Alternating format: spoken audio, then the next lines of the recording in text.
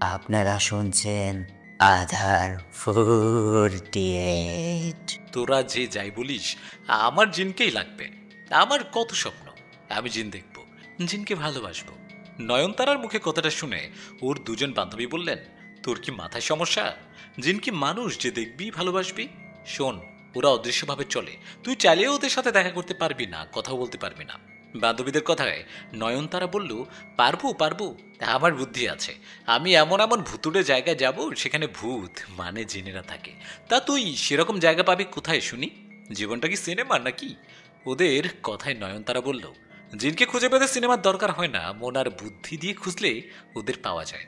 শোন, আমি পুরনো কোনো বাড়ি, কবরস্থান বা কোনো শ্মশান ঘাটে গেলে জিনের দেখা পাবো, তখন নিজেরাই দেখে নিস জিনের দেখা পাই কিনা।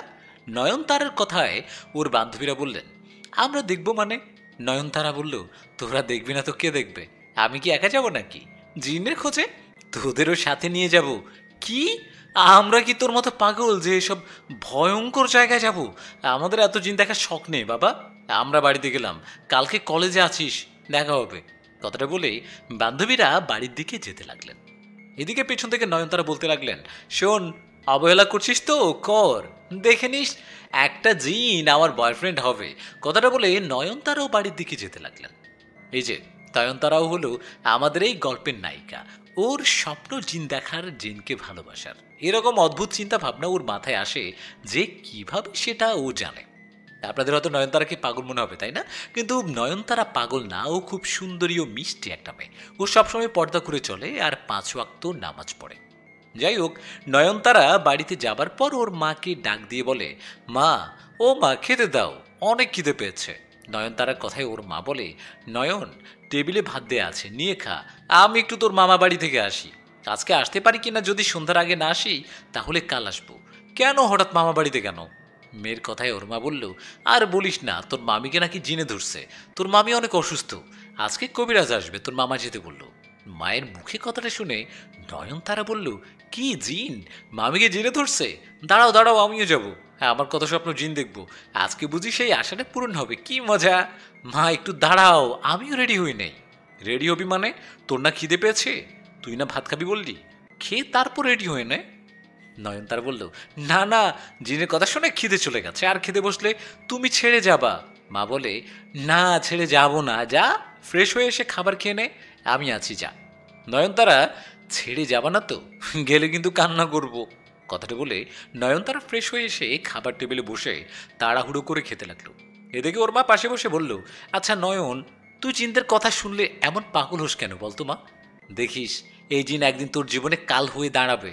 মায়ের কথায় নয়নতারা বলল, অভিশাপ দিচ্ছ নাকি? না, অভিশাপ দেবো কেন, তোর আচার আচরণ দেখে বলতে বাধ্য হই। তাড়াতাড়ি খেয়ে নে। মায়ের কথায় নয়নতারা খাবার খেয়ে রেডি হয়ে মায়ের সাথে চলে গেল মামা বাড়িতে। মামা বাড়ির গ্রামেই সেখানে যাওয়ার পর দেখলেন সত্যি মামি অসুস্থ। এদিকে সেখানে যাওয়ার পর সেদিন সন্ধ্যাবেলা একজন কবিরাজ আসেন আর মামিকে ধরা জিনটাকে হাজির করে কথা বলতে থাকেন। এমন সময় নয়নতারা ওর মাকে বলে, মা, ও মা, কবিরাজ কার সাথে কথা বলে? জিনটাকে তো দেখি না। কবিরাজকে বলো না জিনটা বলুক সামনে আসতে।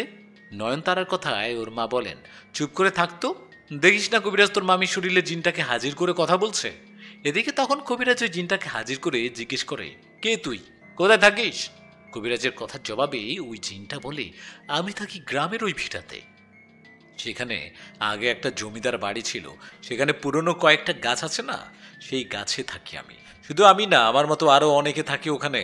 আর আমি এই মহিলাকে ধরেছি, ওকে ভালো লাগে আমার, আমি ওনাকে ছাড়বো না। জিনের কথায় কবিরাজ বললেন, একটা বিবাহিত মহিলাকে তোর ভালো লাগবে কেন? তুই এখনই এনাকে ছেড়ে যাবি। কথাটা বলে কবিরাজ কি কি জানি করে পড়ে সে জিনটা ওর মামিকে ছেড়ে চলে যায়। জিনটা তো ছেড়ে চলে যায়, কিন্তু সে কোথায় থাকে সেটাও ভুলে যায়। আর এই কথাটা খুব মনোযোগ দিয়ে শোনে নয়নতারা।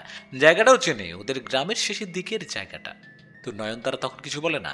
পরের দিন বাড়িতে আসার পর নয়নের ওই কথাটা মাথায় ঘুরতে থাকে। নয়নতারা ঠিক করে ও সেই জায়গায় যাবে, তাতে নিশ্চয়ই জিন দেখতে পারবে। এইভাবে ও ঠিক করে সেদিন রাতে ও যাবে ওই পুরনো জমিদার বাড়ির পাশের ভিটাতে। কথা মতো সেদিন সন্ধ্যার পর নয়নতারাও একটা বোনকে নিয়ে রওনা করেন সেই জায়গার উদ্দেশ্যে। ওর বোন যেতে চায়নি, কিন্তু নয়নতারা জোড়াজুড়িতে যেতে রাজি হয়েছে। সন্ধ্যা পেরিয়ে তখন রাত। নয়নতারাও তার বোন সেই ভিটার দিকে ওরা যখন সেই ভিটার কাছাকাছি গেছে তখনই ওরা হঠাৎ ওদের সামনে একটা সাদা অবয়ব দেখতে পায়। ওরা দেখে একটা সাদা অবয়ব ওদের সামনে দিয়ে দ্রুত চলে গেল। এটা দেখে নয়নতারার বোন একটা চিৎকার দিয়ে বাড়ির দিকে দৌড়াতে থাকলো। এদিকে পিছন থেকে নয়নতারা ডাকছে আর বলছে, এই ভয় পাস নে, শোন, যাস না, কিছু হবে না, আমি তো আছি। কিন্তু নয়নতারার কোনো কথা না শুনে ওর বোন বাড়ির দিকে দৌড়ে চলে গেল। এদিকে সেখানে অবাক হয়ে দাঁড়িয়ে রইল নয়নতারা, ভয়ও করছে। নিজের মনে ভয় নিয়ে সে চিন্তা করলো, যা হবার হবে, একবার যেহেতু আসছে এই ভিড়াতে, জিন না দেখে যাব না। কথাটা বলে ফোনের লাইট জ্বালিয়ে নয়নতারা একটু একটু করে সামনের দিকে এগোতে লাগলো। চারিদিকে নীরবতা, সেখানে কোনো মানুষ নেই। জায়গাটা ভালো না, তাই হয়তো রাতে ভয় কেউ সেদিকে আসে না। ভয় নিয়ে নয়নতারা একসময় সেই ভিড়ার কাছে পৌঁছে যায়। তার শরীর কাঁপতে থাকে। নয়নতারা সেখানে যাবার পর কাঁপো কাঁপো কণ্ঠে বলে ওঠেন, আসসালামু আলাইকুম, এখানে কি কেউ আছেন? কেউ থাকলে আমার সাথে কথা বলুন। কেউ আছেন কি এখানে? কথাটা বলে চুপ করে দাঁড়িয়ে থাকে, কিন্তু ওর কথার কোনো উত্তর আসে না। এমন সময় নয়নতারা খেয়াল করে ওর পিছনে ডান দিক থেকে বাম দিকে দ্রুত কেউ চলে গেল। এটা দেখে নয়নতারা পিছনে ঘুরে দেখে কেউ নেই। এদিকে তখনই সেই ভিটার গাছগুলো কেমন অদ্ভুতভাবে তুলতে থাকে। এমন দৃশ্য দেখে নয়নতারার সেখানে আর থাকার সাহস হয় না। ও সেখান থেকে এক দৌড়ে বাড়িতে চলে আসে। বাড়িতে আসার পর নিজের বিছানায় বসে হাঁপাতে হাঁপাতে বলে, ধুর, এত রিস্ক নিয়ে বাড়ি থেকে বেরিয়ে সেই জমিদার বাড়ির পাশের ভিটাতে গেলাম জিন দেখবো বলে, কিন্তু কই, সেখানে তো কেউ নেই। জিন দেখার ইচ্ছেটা বুঝি পূরণ হলো না। এইভাবে নয়নতারা দরজা লাগিয়ে ঘুমিয়ে পড়ে। নয়নতারা ঘুমানোর পর সে একটা অদ্ভুত স্বপ্ন দেখে। নয়নতারা দেখে সাদা জুব্বা পরা খুব সুন্দর একটা ছেলে নয়নতারার কাছে এসে বলছে, নয়ন, তুমি জানো আমি কে? আমি একটা জিন। তোমার তো ইচ্ছে জিন দেখার, জিনের সাথে কথা বলার। তুমি কি আমাকে বাস্তবে দেখতে চাও? আমার সাথে কথা বলতে চাও? তখন নয়নতারা স্বপ্নের মধ্যে বলে, হ্যাঁ, আমি তোমাকে বাস্তবে দেখতেও কথা বলতে চাই। তখন সেই সুন্দর জিনটা বলে, আমাকে বাস্তবে দেখতে হলে তোমাকে একটা কাজ করতে হবে। তোমাকে কাল রাতে আবারও একাই যেতে হবে সেই ভিটায়। সেখানে যাওয়ার পর সেখানকার সব থেকে যে বড় গাছটা আছে, সেই গাছের নিচে একটা পুরনো পাত্র আছে। সেই পাত্রটা বের করে ভেঙে ফেলবে। সেই পাত্রটা ভেঙে ফেলার পর ওখানে একটা চিঠি পাবে। সেখানে লেখা থাকবে, আমি কোথায় থাকি। তুমি সেই ঠিকানা অনুযায়ী আসলে আমার দেখা পাবে, আমার সাথে কথা বলতে পারবে। কথাটা বলে সেই জিনটা চলে যায়। জিনটা চলে যাবার পর নয়নতারার ঘুম ভেঙে যায়। ওর ঘুম ভেঙে যেতে দেখে সকাল হয়ে গেছে। ঘুম ভেঙে যাওয়ার নয়নতারা স্বপ্নের কথা মনে করে অনেক খুশি হয়। এতদিন পর তাহলে ওর জিন দেখার ও তাদের সাথে কথা বলার স্বপ্ন পূরণ হবে। কিন্তু সেই জিনটা কি বলল, গাছটার নিচে একটা পাত্র আছে, সেটাকে ভেঙে ফেলতে হবে। সেটা কিসের পাত্র? এসব ভাবতে থাকে নয়নতারা। এসব ভাবতে থাকে আর অপেক্ষা করতে থাকে রাতের। যখন অনেক অপেক্ষার পর দিন পেরিয়ে রাত আসে, রাত হওয়ায় নয়নতারা সাথে করে একটা কোদাল নিয়ে যায়, কেননা গাছের গোড়াটা খুঁড়তে হবে। যাই হোক, সাথে কোদাল নিয়ে সবার চোখ পাখি দিয়ে নয়নতারা চলে যায় সেই ভিটায়। সেখানে যাবার পরও ফিল করে কেউ যেন ফিস ফিস করে কিছু বলছে। নয়নতারা এসব কান্না দিয়ে সাহস করে বড় গাছটার নিচে খুঁড়তে লাগলেন। খুঁড়তে খুঁড়তে একসময় নয়নতারা দেখতে পেলেন অদ্ভুত রকম একটা রূপার পাত্র। এরকম অদ্ভুত পাত্র আগে কখনো দেখেনি সে। নয়নতারা পাত্রটা দেখার পর সেখানে উপরে তুললেন। উপরে তুলে স্বপ্নে দেখা জিনের কথা মতো সেটাকে ভাঙার চেষ্টা করলেন, কিন্তু সে সেটা করতে পারলেন না। রূপার পাত্র তো অনেক শক্ত, ভেঙে ফেলা যাবে না। এইভাবে নয়নতারা সেই পাত্রের যে ঢাকনা, সেটা অনেক কষ্টে খুলে ফেলে। পাত্রের ঢাকনা খুলে নয়নতারা দেখলেন সেটার ভিতরে কিছু নেই। সেটা থেকে একটা ধোঁয়ার মতো কি যেন বেরিয়ে গেল। সে জিনের কথা মতো তো সেখানে একটা চিঠি থাকার কথা, কিন্তু সেখানে কোনো চিঠি নেই, বরং সেখানে একটা সোনার আংটি রাখা। আংটিটা দেখে নয়নতারা ভাবলেন, এটা তো থাকার কথা না, এখানে তো চিঠি থাকার কথা। এসব ভাবছে আর এদিক সেদিক তাকাচ্ছে। এদিকে রাতও গভীর হয়ে আসছে। এভাবে নয়নতারা আংটিটা নিয়ে সেখান থেকে বাড়িতে চলে গেলেন। বাড়িতে গিয়ে নিজের রুমে ঢুকতেই দেখলেন ওর মা এখানে বসে আছে। এদিকে নয়নতারাকে দেখে ওর মা বলল, কোথায় গিয়েছিলি? নয়নতারা বলল, মা, আসলে ওই বাইরে গিয়েছিলাম একটু। ওর কথায় ওর মা বললেন, বাইরে কোথায় গিয়েছিলে সেটা বল। নয়নতারা বলে, কই, এই তো পাশে। নয়নতারার কথায় ওর মা বললেন, তুই কি প্রেম করিস? কারোর সাথে দেখা করতে গিয়েছিলি নাকি? মায়ের কথায় নয়নতারা বললেন, না মা, এমনটা সত্যি বলছি আমি, এমনও একদম কিছু না, আমি এমনি গিয়েছিলাম, এমন কিছুই না। নয়নতারার কথায় ওর মা বললেন, আজকে কিছু বললাম না, এরপর যদি দেখি কোনো দিন রাতে বের হয়েছিস সেদিন দেখে নিস। কথাটা বলে চলে গেল ওর মা। এদিকে নয়নতারার মন খারাপ। স্বপ্নে দেখা জিনটা যে ওর কথা রাখলো না, মন খারাপ করে শুয়ে পড়ল নয়নতারা। ও শুয়ে পড়ার পর সেদিন রাতে ওর কাছে এবার সত্যি একটা জিন আসে। স্বপ্নে না বাস্তবে। জিনটাকে দেখে নয়নতারা এক দৃষ্টিতে ওর দিকে তাকিয়ে থাকে। জিনটা সৌন্দর্য দেখে যেন চোখ সরানো যায় না নয়নতারার। নয়নতারা জিনটার দিকে তাকিয়ে বলে, তুমি আসছো, আমি জানি তুমি আসবে। নয়নতারার কথায় সেই জিনটা বলে, আমি আসার কথা মানে? আমি কখন বললাম আসবো? তখন নয়নতারা বলে, কেন তুমি স্বপ্নে আসনি আমার? হ্যাঁ, তোমাকে স্বপ্নে দেখার পর আবার ঠিক তোমার মুখটা মনে নেই, কিন্তু আমার বিশ্বাস ওটাই তুমি। নয়নের কথায় জিনটা রেগে গিয়ে বললেন, ওটা আমি না, অন্য কেউ ছিল। অন্য কেউ ছিল মানে? আমি জানি ওটা তুমি, আর তুমি এখন আমার কাছে আসছো কারণ আমি তোমার কাজ করে দিয়েছি বলে। কিন্তু আমার মনে একটা প্রশ্ন ঘুরপাক কাছে, তুমি আমাকে স্বপ্নে বললে ওই ভিটার কাছে গিয়ে ওখানে থাকা বড় গাছটার নিচে মাটি খুঁড়লে একটা পাত্র পাবো, সেই পাত্রটা খুললে সেখানে একটা ঠিকানা পাবো, সেই ঠিকানায় গেলে আমি তোমাকে দেখতে পারবো। কিন্তু সেই পাত্রটা খুলে ফেলার পর ওখানে কিছু দেখলাম না, কেন? শুধু একটা সোনার আংটি ছাড়া।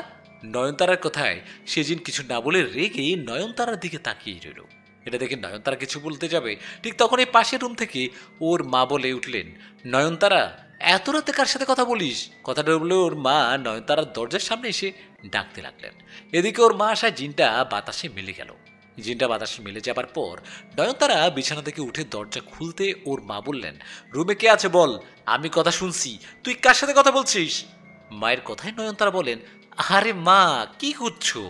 এখানে কেউ নেই, তুমি ভুল শুনছো, মনে হয় আমি একা একা ঘুমের ঘরে কথা বলছি মনে হয়। না না, আমি একটা পুরুষ কণ্ঠ শুনছি, তুই সত্যি করে বল কাহিনী কি? তখন একা একা বাইরে গিয়েছিলি, এখন আবার ঘরে অন্য কারো কণ্ঠ শুনি, তুই আবার কাউকে ডাকিসনি তো রুমে? সত্যি করে বল, তুই কি কাউকে ভালোবাসিস? মায়ের কথায় নয়নতারা বলল, আরে মা কি সব উল্টোপাল্টা কথা বলছো তুমি? আমি কারোর সাথে দেখা করতে যাইনি, আমার রুমে কেউ নেই, আর আমি কাউকে ভালোবাসি না। বিশ্বাস না হলে নিজেকেই আমার রুমটা খুঁজে দেখো নিজেই। নয়নের কথায় ওর মা পুরো রুমটা ভালো করে খুঁজে দেখলেন, কিন্তু ওকে কোথাও পেলেন না। রুমে কাউকে না পেয়ে ওর মা বলল, ঠিক আছে দরজা লাগিয়ে ঘুমা, এ বলে ওর মা চলে গেল। মা চলে যাওয়ায় নয়নতারা দরজা লাগিয়ে জানালা খুলে বাইরের দিকে তাকালেন। বাইরের দিকে তাকানোর পরে বিছানায় বসে জিনটাকে ফিসফিস করে ডাকলেন, কিন্তু সে আর জিনটাকে দেখলেন না। জিনটাকে না দেখায় নয়নতারা মন খারাপ করে বিছানায় বসে মনে মনে বলতে লাগলেন, অনেক দিনের ইচ্ছে ছিল জিন দেখার, এই জিন দেখারও কথা বলার জন্য আমি কি না করেছি। সে জিন আজকে আমার সামনে এলো, ভালো মতো একটু দেখতেও কথা বলতেই পারলাম না। এসব বলতে বলতে একসময় আবারও ঘুমিয়ে যায় নয়নতারা। নয়নতারা ঘুমানোর কিছুক্ষণ পর ওর ঘুম ভেঙে যায়। ওর ঘুম ভেঙে যেতে নয়নতারা দেখে সে এক ভিন্ন জায়গায়, মানে অন্য রকম একটা জায়গায়, এরকম জায়গাও আগে কখনো দেখেনি। নিজেকে এরকম একটা জায়গায় দেখে আশেপাশে তাকাতেই ওর শরীর কাঁপতে থাকে ভয়ে, কারণ আশেপাশে তাকিয়ে দেখে অনেক ভয়ঙ্কর রকমের অনেক জিন। এরকম ভয়ঙ্কর জিনদের দেখে নয়নতারা একটা চিৎকার দেয়। ওর চিৎকারে আশপাশে থাকা ভয়ঙ্কর জিনগুলো নয়নতারার কাছে আসে আর অদ্ভুত রকম আওয়াজ করতে থাকে। এরকম দৃশ্য দেখে নয়নতারা চোখ বন্ধ করে চিৎকার করতে থাকে। এমন সময় নয়নতারার কাছে আসে সেই জিন। ও আশায় বাকি ভয়ঙ্কর জিনগুলো চলে যায়। ওরা চলে যাওয়ায় নয়নতারা বলে, তুমি আমাকে কোথায় নিয়ে আসছো? ওরা খুব ভয়ঙ্কর দেখতে, বলো না কোথায় নিয়ে আসছো? নয়নতারার কথা সেই জিন বলেন, তোকে জিন রাজ্যে নিয়ে আসছি। জিন রাজ্যে এখানে কেন? ও আমার মা হঠাৎ করে ঘরে চলে আসছিল বলে এখানে নিয়ে আসছো। নয়নতারার কথায় সে জিন বলল, এই তুই করবি? সেই তখন থেকে কি সব আবল তাবল বলছিস? আমি তোকে ধরে নিয়ে আসছি, কাল তোর শাস্তি হবে। কি শাস্তি হবে? মানে কি বলছো এসব? তুমি আমাকে ভয় দেখাচ্ছ? মজা করছো তাই না? নয়নতারার কথায় সে জিন নয়নতারার গালে ঠাস করে একটা থাপ্পড় দিয়ে বললেন, যা বললাম তাই সত্যি, তুই অনেক বড় একটা ভুল করে ফেলছিস। এবার নয়নতারা সিরিয়াস হয় আর জিনটাকে বলে, কি করছি আমি যে জন্য আমার শাস্তি হবে? তখন সে জিনটা অবাক করা একটা কথা বলে। জিনটা বলে, তোর জিন দেখার নেশা, তুই জিন দেখতে প্রথম দিন সেদিন ওই ভিটাতে যাস, তখনই তুই নজরে আছিস একদল জিনের, যে জিনগুলো আমাদের শত্রু। তুই সেই গাছের গোড়ায় মাটি করে যে পাত্রটা ঢাকনা খুলছিলি, সে পাত্রে বন্দি ছিল আমাদের শত্রু একটা জিন সর্দার। তোকে ওরা বোকা বানিয়েছে, তুই স্বপ্নে যাকে দেখছিলি ওটা ওদেরই লোক। একটা খারাপ জিন ভালো রূপে এসে তোকে ধোকা দিয়েছে, তুই ওদের ধোকা বুঝতে না পেরে সেই গাছের নিচে মাটি খুঁড়ে পাত্রের ঢাকনা খুলে দেশ, যার ফলে ওই জিন সর্দার মুক্ত হয়। সেই জিন সর্দারকে আমাদের জিন সর্দার একজন মানুষতান্ত্রিকের সাহায্যে বন্দি করে। ওকে অন্য কেউ সহজে মুক্ত করতে পারতো না, তুই কুমারী মেয়ে বলে ওনাকে মুক্ত করতে পারছিস। তুই ওনাকে মুক্ত করায় উনি ওনার সৈন্য নিয়ে আমাদের জিন সর্দারের উপর আক্রমণ করে। এখন আমাদের জিন সর্দার অনেক অসুস্থ, ওনার আদেশে তোকে ধরে নিয়ে আসা হয়েছে, কাল তোর বিচার হবে। সেই জিনের কথায় নয়নতারা কান্না করতে করতে বললেন, আমি তো জানতাম না এত কিছু। আমি ভেবেছি ওটা আপনি ছিলেন। আমাকে এভাবে ওই জিনেরা ধোকা দিবে ভাবতে পারিনি। আমি তো না বুঝে ভুলটা করছি। আমাকে দয়া করে মাফ করে দিন। আমাকে বাড়িতে রেখে আসুন। নয়নতারার কথায় সে জিন বললেন, তোকে বাড়িতে রেখে আসবো এটা ভাবলি কি করে? শোন, আমি হলাম জিনদের মধ্যে সেনা প্রধান জিন। আমার নাম ইয়াসিন। আমি জিন সর্দারের আদেশে চলি, আর আমার আদেশে চলে আবার অনেক জিন। তুই যে অপরাধ করছিস এর জন্য তোর অনেক কঠিন শাস্তি হবে। কথাটা বলে সেই ইয়াসিন জিন নয়নতারাকে সজোরে একটা আঘাত করলেন। জিনের আঘাতের ফলে নয়নতারা বেহুশ হয়ে গেল। ওর যখন হুঁশ আসলো তখন সে দেখলো অদ্ভুত একটা ঘরে। ঘরটা ছোট একটা ঘর, দেখে মনে হলো বন্দি কোনো কারাগার। নিজেকে এরকম ঘরে দেখে নয়নতারা বলে উঠলেন, আমি কোথায়? এখানে কি কেউ আছো? নয়নতারার কথায় দুজন ভয়ঙ্কর জিন জানালার পাশে এসে বলল, চুপ করে থাক, বেশি চিৎকার করবি না। এমন সময় ইয়াসিন জিন সেখানে আসলেন। ইয়াসিন জিন নয়নতারার কাছে আসায় ও বলল, আমি কোথায়? আপনি আমাকে কোথায় এনে রেখেছেন? ওর কথা ইয়াসিন জিন বলল, তোকে কারাগারে বন্দি করে রাখা হয়েছে। তুই যে অন্য রাজ্যের জিন সর্দারকে বন্দি থেকে মুক্ত করছিস, তারপর সেই সর্দার জিন তার সৈন্য নিয়ে আমাদের জিন সর্দারকে আক্রমণ করে আহত করে, সেই কথা তো তুই জানিস। এখনকার খবর হলো আহত হবার পর আমাদের সর্দার আজকে মারা গেছে। এসবের জন্য তুই দায়ী। আমাদের সর্দার বেঁচে থাকলে না হয় তোর শাস্তি কম হতো, কিন্তু উনি মারা যাওয়ায় তোর শাস্তি হয়েছে মৃত্যুদণ্ড। তুই যতদিন না মারা যাবি ততদিন এখানেই বন্দি থাকবি। জিনের কথায় নয়নতারা কান্না করতে করতে বলে, আমাকে দয়া করুন, আমি না জেনে ভুল করছি। আমার মা বাবা আমার জন্য চিন্তা করছে নিশ্চয়ই, আমাকে যেতে দিন। তখন সে জিন বলল, কখনই তুই ছাড়া পাবি না, কখনোই না। তোর মা বাবা যতই হুজুর কবিরাজের কাছে যাক, কোনো লাভ হবে না। ইয়াসিন জিনের কথায় নয়নতারা মনে পড়ে গেল তার মায়ের বলা কথা। তার মা বলছিল, এই জিন একদিন তোর কাল হয়ে দাঁড়াবে। আজ যেন সেটাই সত্যি হলো। নিজেকে কারাগারে বন্দি দেখে নয়নতারা শুধু কান্না করত, কিন্তু ওর কান্না কেউ শুনত না। এদিকে নয়নতারার মা বাবা ভাবতো নয়নতারা মনে হয় কাউকে ভালোবাসে, তার সাথে রাত পালিয়েছে। কিন্তু এভাবে দু একদিন থাকার পর তাদের সন্দেহ হয়। ওরা নয়নতারাকে খুঁজতে শুরু করে, কিন্তু নয়নতারাকে কোথাও না পেয়ে একজন কবিরাজের কাছে যায়। কবিরাজের কাছে গিয়ে নয়নতারার মা বাবা সবটা জানতে পারে। ওরা জানতে পারে নয়নতারা জিন রাজ্যে। নিজের মেয়ে জিন রাজ্যে শুনে ওরা পাগলের মতো বিভিন্ন কবিরাজের কাছে যেতে থাকে, কিন্তু সবারই ওই একই কথা, ওরা নয়নতারাকে সেই জিন রাজ্য থেকে ফিরিয়ে নিয়ে আসতে পারবে না। নয়নতারা জিন রাজ্যে বন্দি, খাওয়া দাওয়া ঠিক মতো করে না, না করে ও সব সময় কান্না করতে থাকে। এটা দেখি ইয়াসিন জিন বলে, এই এত কান্না করিস কেন? কান্না করলে কি বাড়িতে যেতে পারবি? খাবার খেয়ে নে। আমাদের যে জিন নতুন জিন সর্দার, উনি আদেশ দিয়েছিল তোকে সহ তোর পরিবারকে মেরে ফেলতে, কিন্তু আমি ওনাকে বলছিলাম তুই ইচ্ছে করে এই কাজটা করিসনি, তাই তোকে জানে মারিনি। তোর শাস্তি হলো তোকে ধুঁকে ধুঁকে মরতে হবে। ইয়াসিন জিনের কথায় নয়নতারা বলে, পাগল ছিলাম, জিনের জন্য পাগল ছিলাম। আমারই বোঝা উচিত ছিল আমরা ভিন্ন জাতি। তখনই যদি বুঝতাম তাহলে আমি এই ভুলটা কখনো করতাম না। নয়নের কথা ইয়াসিন জিন বলেন, আচ্ছা তুই জিনদের মধ্যে কি পেয়েছিস? তুই জিনদের জন্য এত পাগল কেন? তোর তো মাথায় সমস্যা আছে। হ্যাঁ, মাথায় সমস্যা না থাকতে কি এই ভুলটা করি? আমি এখানে এভাবে ধুকে ধুকে মরতে চাই না, আমাকে এখনই মেরে ফেলেন। ওর কথায় জিন বলেন, তোর কথা কি সব হবে নাকি? তোকে এভাবে মেরে ফেলার আদেশ নেই, কষ্ট পেয়ে মরতে হবে তোকে। এসব কথা ছাড়, খাবারগুলো খেয়ে নে। জিনের কথায় নয়নতারা বলল, না খাবো না, না খেয়ে মারা যাব, তখন তো আপনারা খুশি হবেন। এদিকে তখনই নয়নতারার কাছে আসলেন জিন সর্দারের ছেলে। ও এসে নয়নতারার দিকে ভয়ঙ্করভাবে রেগে তাকিয়ে রইলেন। এই দেখে নয়নতারা ভয়ে মাথা নিচু করে রাখলেন। তখন সে জিন সর্দারের ছেলে ইয়াসিন জিনকে বললেন, এই তাহলে সেই মেয়ে তাই না? ওর কথাই ইয়াসিন জিন বলল, হ্যাঁ এটাই সেই মেয়ে। তখন সর্দারের ছেলে বলল, ওর ভুলের জন্য আমি আমার বাবাকে হারিয়েছি, ওর মৃত্যু যেন তিলে তিলে হয়, ওকে রোজ রোজ শাস্তি দিবে। কথাটা বলে চলে গেল জিন সর্দারের ছেলে। ও চলে যাবার পর একটা জিন এসে নয়নতারাকে চাবুক পেটা করতে লাগলেন। বেশ কিছুক্ষণ চাবুক পেটা করার পর সে জিনটাও চলে গেল। এদিকে চাবুকের আঘাতে নয়নতারা পড়ে রইলেন সেখানে। তখন ইয়াসিন জিন এসে বলল, কি কেমন লাগে জিন দেখার? ওদের সাথে প্রেম করার শখ মিটে গেছে না? ইয়াসিন জিনের কথায় নয়নতারা বললেন, ভালোবাসি আপনাকে। হ্যাঁ, আপনাকে প্রথম দেখায় ভালোবেসে ফেলেছি। কি করবেন করেন, মেরে ফেলবেন ফেলেন। ওর কথায় জিন বললেন, তুই কি পাগল নাকি? তোর মৃত্যুর সময় এসব বলিস কেন? তাড়াতাড়ি মরার শখ হয়েছে নাকি? কথাটা বলে জিন সেখান থেকে চলে গেল। এদিকে নয়নতারা সেখানে বন্দি অবস্থায় কাটতে থাকে দিন। এভাবে কিছুদিন কেটে যাবার পর একবার ইয়াসিন জিন নয়নতারার কাছে আসে। এসে দেখে নয়নতারা নামাজ পড়ছে। নামাজ শেষে নয়নতারা পেছনে তাকিয়ে দেখে জিন দাঁড়িয়ে। এই দেখে নয়নতারা বললেন, কি হলো, আপনি কখন আসলেন? আসছেন তো আমার সাথে নামাজটা পড়তেন। ওর কথা ইয়াসিন জিন বলল, এই আমি মুসলিম না, আমি এসব পারি না আর করতেই চাই না। নয়নতারা বলল, একবার করেই দেখুন, ভালো লাগবে। জিন তখন বলল, মাথা খারাপ করিস না বললাম, খাবারগুলো খেয়ে নে। নয়নতারা বলল, আপনি খাবেন না, আপনিও খান। জিন বলল, আমার খাবার নিয়ে তোকে এত চিন্তা করতে হবে না, তুই নিজে খেয়ে বেঁচে থাক। নয়নতারা বলল, আমার শরীর তো অনেক ব্যথা করছে, আপনি একটু খাওয়াই দেন না। ওর কথায় জিন বললেন, আমি কেন তোকে খাওয়াই দিতে যাব, নিজের হাতে খা।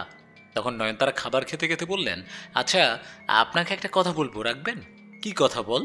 আমি বাড়ি থেকে আসছি মানে আপনারা আমাকে বাড়ি থেকে নিয়ে আসছেন, অনেক দিন হলো মা বাবাকে দেখি না, তখন থেকে ওনারা নিশ্চয়ই আমার জন্য অনেক চিন্তা করে। আপনি আমাকে একটু বাড়িতে নিয়ে যেতে পারবেন, গিয়ে আবার নিয়ে আসবেন? না না, এটা হবে না, তোর সোজা একদমই এই কারাগারেই থাকবি, সাজা চলছে, এমন অবস্থায় জিন রাজ্যের বাইরে নিয়ে যাওয়া যাবে না। তোর শাস্তি হিসেবে তোকে সবকিছু থেকে আলাদা করা হয়েছে, তুই এখানে একা ধুঁকে ধুঁকে মরবি। তখন নয়নতারা বললেন, ঠিক আছে, তাহলে আমাকে জিন রাজ্যে কোথাও ঘুরিয়ে নিয়ে আসুন। নয়নতারার কথার জবাবে জিন বললেন, তুই কি আমাদের জিনদের রানী নাকি, তোর কথা মতো আমাকে কাজ করতে হবে? কোথাও যেতে পারবি না তুই।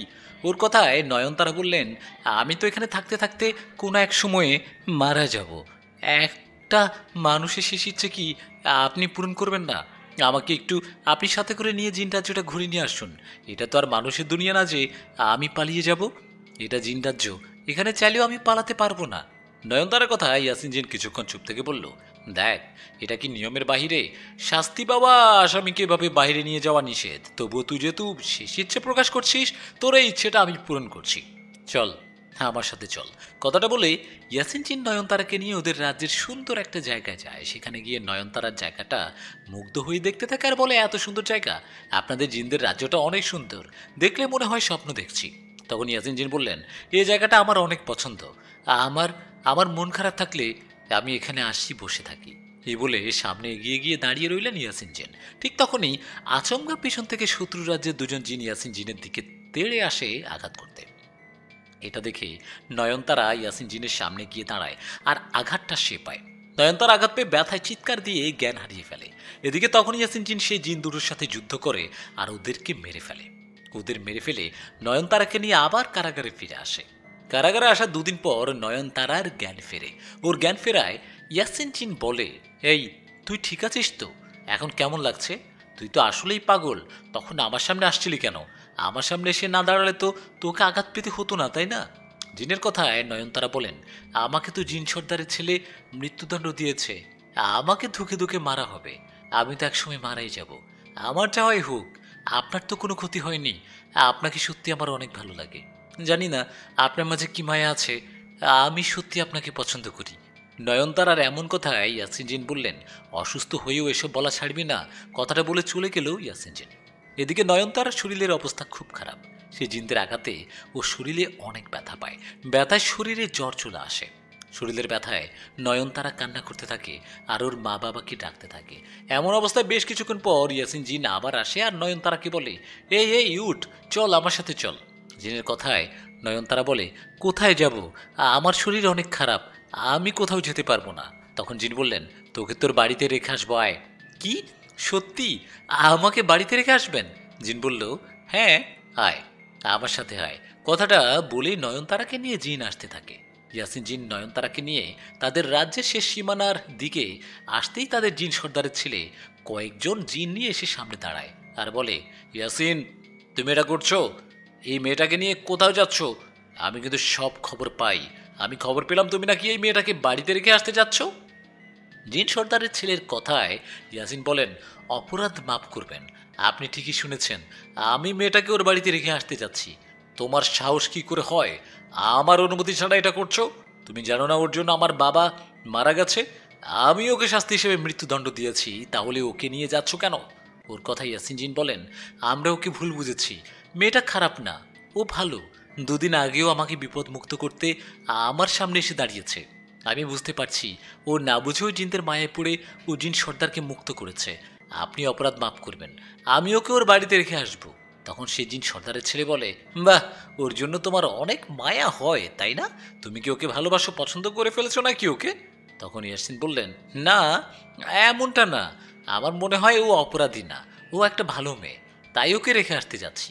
তখন সর্দারের ছেলে বলে, না, তুমি ওকে নিয়ে যেতে পারবে না, আমার কথার অবাধ্য হলে ওর সাথে তোমাকেও বন্দি করা হবে। সেই জিন সর্দারের ছেলের কথায় ইয়াসিন জিন বলল, সর্দার, আপনি তো আমাকে ভালোভাবে চেনেন, আপনি বর্তমান আমাদের রাজ্যের সর্দার হতে পারেন, কিন্তু আমার থেকে বেশি ক্ষমতাওয়ালা না, আমার সাথে ঝামেলা করবেন না, আপনাকে সম্মান করে বলছি, মেয়েটাকে নিয়ে যেতে দিন। ইয়াসিন জিনের কথায় সর্দারের ছেলে বলল, ইয়াসিন, তুমি কিন্তু বেয়াদবি করছো, তুমি কি চাও তোমার সাথে যুদ্ধ হোক, ঝামেলা করতে চাও? ইয়াসিন বলে, ঝামেলা আমি করছি না, আপনি করছেন, আমি সেনা প্রধান জিন, এই রাজ্যে এমন কেউ নেই যে আমার সাথে যুদ্ধ করতে আসবে। ইয়াসিন জিনের কথায় সর্দারের ছেলে বলে, তুমি যদি এই মেয়েটাকে নিয়ে ওদের দুনিয়াতে যাও তাহলে আর কখনো আমাদের রাজ্যে ফিরে আসতে পারবে না, তোমাকে ওখানেই থাকতে হবে। এখন তুমি ভেবে দেখো কি করবে, ওকে নিয়ে যাবে নাকি যাবে না, কি করবে, ওকে নিয়ে যাবা? তখন ইয়াসিন জিন বলেন, আমি একটা নিরাপদ মেয়েকে বন্দি দেখতে পারবো না, সে একটা নিরপরাধ মেয়ে, ওকে আমি ওর বাড়িতে রেখে আসবো, এতে আমার যা হবার হবে, দরকার হয় এই রাজ্যে আর ফিরে আসবো না, আমি চলে গেলাম। ঠিক আছে, যাও, তবে দেখে নিও, তবে দেখে নিও এই মানুষেরা তোমার ক্ষতি করবে, আর তুমি আমার সাথে যে ব্যবহার করলে সেটার শাস্তিও এক সময় পাবে। কথাটা বলে চলে গেল জিন সর্দারের ছেলে। ও চলে যাওয়ার পর ইয়াসিন জিন নয়নতারাকে নিয়ে ওর বাড়ির কাছে চলে আসলেন। তখন রাত ছিল। ইয়াসিন জিন নয়নতারাকে নিয়ে এসে বললেন, যাও, বাড়িতে যাও, আর তোমার মা বাবাকে সব ঘটনা খুলে বলো, তোমার মা বাবাকে আরও বলো তোমার এই ঘটনা যেন অন্য কাউকে না বলে, এটা যেন গোপন রাখে। আমি তো আর জিন রাজ্যে ফিরে যেতে পারবো না, আমি তোমার বাড়ির পিছনের বাঁশঝাড়ে থাকবো, আমার সাথে কথা বলার ইচ্ছে হলে রাত্রিবেলা সেখানে এসো। কথাটা বলে ইয়াসিন জিন চলে গেলেন। এদিকে নয়নতারাও চলে গেলেন বাড়িতে। ও বাড়িতে গিয়ে ওর মা বাবাকে ডাকায় ওর মা বাবা ঘর থেকে দৌড়ে বেরিয়ে নয়নতারাকে জড়িয়ে ধরে কান্না করতে লাগলেন। এদিকে নয়নতারাও কান্না করছে, কারণ সে ভাবতে পারেনি এভাবে বাড়িতে ফিরে আসতে পারবে। ও ফিরে আসায় ওর মা বাবা কি বলবে না বলবে ভেবে পাচ্ছে না। মা বাবার এমন অবস্থা দেখে নয়নতারা ঘরে যায় আর ওদের সব ঘটনা খুলে বলে। সব শুনে নয়নতারার মা বলে, দেখলি, তোকে বলছিলাম না এই জিন তোর জীবনে কাল হয়ে দাঁড়াবে, আল্লাহর কাছে লাখ লাখ শুক্রিয়া, তোকে ফিরে পেয়েছি। তুই জানিস, তুই হারানোর পর আমরা কত হুজুর কবিরাজের কাছে গিয়েছি, সবার একই কথা বলে, সবাই বলে তোকে জিন সর্দার ধরে নিয়ে গেছে, তোর মৃত্যুদণ্ড হয়েছে। তখন নয়নতারা নাম বলে হয়েছিল, কিন্তু ইয়াসিন জিন নামে একটা জিনের জন্য আমি মুক্ত হয়ে বাড়িতে ফিরতে পেরেছি। নয়নতারা ফিরে আসায় ওর মা বাবা ওকে খাবার খেতে দেন আর বলেন, যা মা, ঘরে গিয়ে ঘুমা, তোর কি একা ঘুমাতে সমস্যা হবে? সমস্যা হলে আমি গিয়ে ঘুমাই তোর সাথে। মায়ের কথায় নয়নতারা বলেন, না মা, আল্লাহর রহমতে এখন কোনো সমস্যা হবে না, তোমরা চিন্তা করো না, ঘুমাও। কথাটা বলে নয়নতারা ঘরে গেলেন আর ইয়াসিন জিনের কথা ভাবতে ভাবতে ঘুমিয়ে পড়লেন। পরের দিন সকালে নয়নতারার মা নয়নতারাকে ডেকে কিছু কথা বললেন। মায়ের কথায় নয়নতারা কিছু বললেন না, ঘরে চলে গেলেন। নয়নতারা ঘরে যাবার পর সেই দিনটা শুয়ে বসে কাটিয়ে দিলেন। সেদিন রাতের বেলা ওর মা বাবা ঘুমানোর পর নয়নতারা চুপি চুপি তার ঘরের পিছনের বাঁশঝাড়ের কাছে গেলেন আর ইয়াসিন জিনকে ডাকলেন। ওর ডাকি ইয়াসিন জিন এসে বললেন, কি ব্যাপার, মন খারাপ কেন? বাড়িতে ফিরে এসে কি খুশি হওনি? জিনের কথায় নয়নতারা বললেন, খুশি তো হইনি, মন খারাপ অন্য কোথাও। আমি ফিরে আসায় মা বাবা এখনো চিন্তায় আছে, ওরা মনে করে আমাকে যদি আবার জিনেরা ধরে নিয়ে যায়, ওরকম কিছু যেন না হয়, সেজন্য আমাকে বিয়ে দিতে চায়। নয়নতারার কথা ইয়াসিন জিন বললেন, হ্যাঁ তো ভালো কথা, বিয়ে করো। না, আমি বিয়ে করব না। কেন করব না তুমি কি জানো না? আমি তোমাকে পছন্দ করি, তোমাকে ভালোবাসি, আমি তোমার মায়ায় আসক্ত, আমি তোমাকে ছাড়া অন্য কাউকে বিয়ে করব না। নয়নতারার কথায় জিন বলল, পাগলামি করো না, মা বাবার কথা শুনো আর বিয়ে করো। তাহলে তুমি কি আমাকে পছন্দ করো না? আমার প্রতি তোমার কি একটু ভালোবাসা নেই, মায়া নেই? নয়নের কথা ইয়াসিন জিন বললেন, না নেই, বাড়িতে ফিরে যাও। নয়নতারা বলে, না, আমি বিশ্বাস করি না, আমার চোখের দিকে তাকিয়ে বলো, তুমি যদি বলো আমাকে ভালো লাগে না, তাহলে আমি মা বাবার পছন্দ মতো বিয়ে করব। নয়নতারার কথায় জিনুর চোখের দিকে তাকিয়ে বলল, না, তোমার জন্য আমার ভালোবাসা নেই, বাড়িতে ফিরে যাও, আর তোমার মা বাবার পছন্দের ছেলেকেই বিয়ে করো। জিনের কথায় নয়নতারার চোখে পানি চলে আসলো। নয়নতারা কান্না ভরা চোখে বললেন, ঠিক আছে, এতে যদি তুমি খুশি হও তাহলে তাই করব। কথাটা নয়নতারা সেখান থেকে চলে আসার সময় ইয়াসিন জিন পিছন থেকে ডাক দিলেন ও বললেন, দাঁড়াও নয়নতারা, যেও না। সত্যি বলতে আমিও তোমার মায়ায় পড়ে গেছি। আমি তোমাকে অনেক আগেই পছন্দ করে ফেলছি। তোমাকে পছন্দ না করলে কি জিন রাজ্য থেকে বাড়িতে আসতাম? তুমি অন্য কাউকে বিয়ে করো না। আমি তোমাকে পছন্দ করি, ভালোবাসি। জিনের কথায় নয়নতারা দৌড়ে এসে জিনকে জড়িয়ে ধরে বললেন, সত্যি বলছো? সত্যি বলছো তুমি? আমি আজকে আমার মা বাবাকে আমার ভালোবাসার কথা বলবো। তুমি যে আমাকে ভালোবাসো, আমি অনেক খুশি। আমি আজকে আমার মা বাবাকে আমার ভালোবাসার কথা বলবো। নয়নতারার কথা ইয়াসিন জিন বললেন, আমার কথা বললে কি তোমার মা বাবা মেনে নিবে? আমি তো জিন, তুমি তো মানুষ। জিনের কথায় নয়নতারা জিনকে বলে, আমাকে কোথাও নিয়ে চলো তো। নয়নতারার কথায় ইয়াসিন জিন ওকে সুন্দর একটা জায়গায় নিয়ে গেলেন, একটা পাহাড়ের উপর। সেখানে যাবার পর নয়নতারা বললেন, কেন তোমাকে মেনে নিবে না? অবশ্যই নেবে। আমি মা বাবাকে বুঝিয়ে বললে ওরা নিশ্চয়ই মেনে নিবে। আমার না সব স্বপ্নের মতো মনে হচ্ছে। দুদিন আগেও আমি ছিলাম জিন রাজ্যে, আমাকে কারাগারে বন্দি করে রাখা হয়েছিল। আর আজকে আমি তোমার পাশে বসে আমাদের দুনিয়াতে আছি। ইয়াসিন, তোমাকে একটা কথা জিজ্ঞেস করি, তুমি কি একা থাকো? তোমার মা বাবা কোথায়? ওর কথা জবাবে ইয়াসিন বলল, আমার মা বাবা মারা গেছে। ওরা মারা যাওয়ার সময় আমি ছোট ছিলাম। আমি এই গোত্রের জিন ছিলাম না, অন্য গোত্রের জিন। নয়নতারা, আমি তোমাকে মিথ্যে বলেছিলাম। আমি মুসলিম জিন। আসলে ওদের সাথে থাকতে থাকতে কেমন খারাপ হয়ে গিয়েছিলাম। তোমার সাথে পরিচয় না হলে, তোমাকে ভালো না বাসলে আজও হয়তো খারাপই থাকতাম। ইয়াসিনের কথায় নয়নতারা বলল, আল্লাহ যা করেন ভালোর জন্য করেন। তুমি আমারও তোমার মাঝে ইমান ফিরিয়ে নিয়ে আসছো, এই ইমানটা ধরে রেখো, তোমারই ভালো হবে। শোনো, বেশি রাত হয়ে যাচ্ছে, আমাকে বাড়িতে রেখে আসো। মা বাবা আবার আমাকে না দেখে চিন্তা করবে। এখনও রাতের খাবার খায়নি। নয়নতারার কথায় ইয়াসিন জিন ওকে বাড়িতে রেখে আসলেন। বাড়িতে এসে একটু পর নয়নতারা রাতের খাবার খাওয়ার সময় ওর মা বাবাকে বললেন, বাবা, আসলে তোমাকে একটা কথা বলার ছিল। জানি না কথাটা শুনে কি মনে করবা, তবুও কথাটা বলতে হবে। নয়নের কথায় ওর বাবা বললেন, কি এমন কথা বলবি বল। তখন নয়নতারা বলে, আসলে বাবা, তোমরা তো জানো আমাকে জিন রাজ্য থেকে ফিরিয়ে নিয়ে আসছিল একটা জিন। ওর নামও জানো, ইয়াসিন। তোমরা হয়তো এটা জানো না, আমরা একে অপরকে পছন্দ করি, ভালোবাসি। বাবা, আমরা বিয়ে করতে চাই। নয়নতারা কথায় ওর মা বাবা ওর মুখের দিকে তাকিয়ে বলে, এটা কিভাবে সম্ভব? লোকে কি বলবে? কেউ কি মেনে নিবে এটা? তখন নয়নতারা বললেন, বাবা, শুরুতে না মানলেও পরে মেনে নিবে। ইয়াসিন খুব ভালো জিন। মা বাবা, তোমরা যদি আমাকে খুশি দেখতে চাও, আমার ভালো চাও, তো ওর সাথে আমার বিয়ে দাও। নয়নতারার কথায় ওর মা বাবা বললেন, আমাদের কিছু বলার নেই। আমরা মা বাবা হিসেবে এটা আশা করিনি। এখন হয়তো দেরি হয়ে গেছে। তুই যেহেতু ওই জিনটাকে পছন্দ করছিস, তাহলে কর, ওকে বিয়ে কর। তার আগে ওকে আমাদের সাথে কথা বলা। মা বাবার কথায় নয়নতারা হাসি মুখে বলে, ঠিক আছে, একটু পরেই কথা বলাবো। কথাটা বলে খাবার শেষ করে উঠে যায় নয়নতারা। খাবার খেয়ে গিয়ে ঘরে গিয়ে জিনকে স্মরণ করায় জিন আসে। ও আশায় নয়নতারা হাসি মুখে বলে, জানো, মা বাবা তোমাকে আমাকে মেনে নিয়েছে। ওরা তোমাকে দেখতেও কথা বলতে চাইছে। তুমি এখানেই থাকো, আমি ওদের ডাকি। কথাটা বলে নয়নতারা ওর মা বাবাকে ডাকলেন। ওর মা বাবাকে ডাকার পর ওরা নয়নতারার ঘরে এসে ইয়াসিন জিনকে দেখলেন। ইয়াসিন জিনকে দেখার পর নয়নতারার বাবা বললেন, দেখুন, আমি আপনাকে কি বলে ডাকবো বুঝতে পারছি না। যেহেতু আমার মেয়েকে ভালোবাসে, বিয়ে করবা, তাই ছেলের মতো বাবা বলেই ডাকি। দেখো বাবা, তুমি জিন জাতি, আমরা মানুষ। তুমি নয়নতারাকে পছন্দ করো, বিয়ে করবা, এটা তো নিশ্চয়ই সমাজের কেউ মেনে নিবে না। আমরা আমাদের মেয়েকে অনেক ভালোবাসি বলে অনেক সমস্যার মাঝেও তোমাদের মেনে নিলাম। আমরা কালকেই তোমাদের বিয়ে দিব। বিয়ের পর তুমি অদৃশ্যভাবে নয়নতারার সাথে সংসার করবা, কেউ যেন কখনো জানতে না পারে। নয়নতারার বাবার কথায় ইয়াসিন ও নয়নতারা দুজনে বেশ খুশি হয় ও তারা রাজি হয়।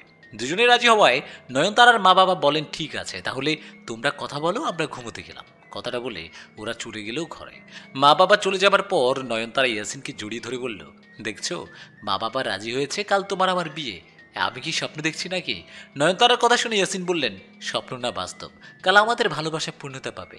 কাল হবে তোমার আমার বিয়ে। তুমি ঘুমাও, তাহলে আমি কাল আসবো তোমার কাছে। কথাটা বলে চলে গেলেন ইয়াসিন জেন। ও চলে যাওয়ার পর নয়নতারা খুশি মনে ঘুমিয়ে পড়লেন। পরের দিনের ঘটনা, নয়নতারার ঘুম ভেঙে যায় পরের দিন দুপুরবেলা। এত বেলা করে ঘুম ভেঙে যাওয়ায় নয়নতারা ওর মাকে ডাক দিয়ে বলে, কি ব্যাপার মা, দুপুর হয়ে গেছে, আমি এতক্ষণ ঘুমালাম কিভাবে, আর তুমি আমাকে সকাল সকাল ডাকবা না? আজ আমার বিয়ে। নয়নতারার কথায় ওর মা বললেন, তোকে ডাকবো কেন? তুই যেন ঘুম থেকে না উঠিস, সেজন্যই রাতে তোকে ঘুমের ওষুধ খাওয়াই দিছি। আর আজ তোর বিয়ে, তোকে কে বললো? মায়ের এমন কথায় নয়নতারা বলল, মজা করছো? তোমরা কাল বললা না আজ কি ইয়াসিন জিনের সাথে আমার বিয়ে? তখন ওর মা বলে, ভুল বলছিলাম, ওকে তুই ভুলে যা, ওকে তুই কখনো পাবি না। মানে কি মা? অনেক মজা হয়েছে, সত্যি করে বলো আমার বিয়ে কখন? নয়নতারার কথায় ওর মা একটা থাপ্পড় দিয়ে বলে, পাগল হয়েছিস তুই? তুই কি ভেবেছিস আমরা ওই জিনটাকে মেনে নিয়েছি? না, আমরা কখনোই মেনে নিইনি ওকে। তখনই আবার নয়নতারার বাবা এসব বলল, আমরা যখন তোর মুখে ওই জিনটার কথা শুনি, যখন শুনি তুই ওকে বিয়ে করবি, তখন আমাদের মাথায় আকাশ ভেঙে পড়ে।